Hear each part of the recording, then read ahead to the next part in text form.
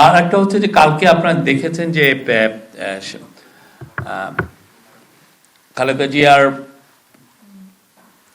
খালেদা জিয়ার জানা যায় আমাদের প্রতিবেশী সার্ক রাষ্ট্রভুক্ত 5টা দেশের মন্ত্রী পর্যায়ের পাকিস্তানের স্পিকার এসছেন, ইন্ডিয়ার ফরেন মিনিস্টার এসছেন, নেপালের ফরেন মিনিস্টার এসছেন,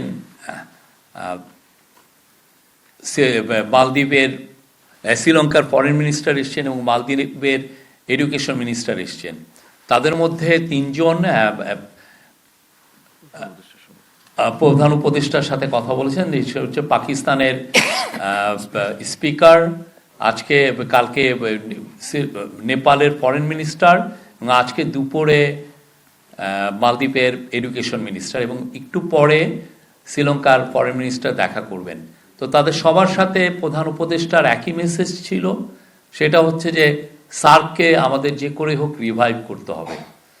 উনি বলেছেন যে এই যে সবাই আসলেন, এসে বেগম খালেদা জিয়াকে তারা ট্রিবিউট প্রদান করলেন, তাদেরকে যে রেসপেক্ট শো করলেন, এটা বোঝা যায় যে সার্কের স্পিরিট, স্যার বলেছেন, প্রফেসর ইউনুস বলেছেন যে সার্কের spirit is alive and well. এই সার্কের স্পিরিট আমাদের ধরে রাখতে হবে, উনি এটা বারবার জোর দিয়ে বলেছেন।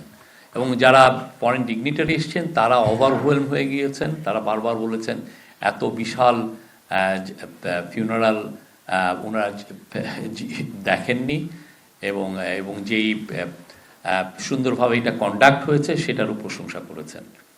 তারা খালেদা জিয়ার কে রেসপেক্ট শো করেছেন এবং তারা বিএনপির অ্যাক্টিং চেয়ারপারসন তারেক রহমানের কাছে যে তার সাথে কথা বলেছেন, তাদের কন্ডোলেন্স জানিয়েছেন।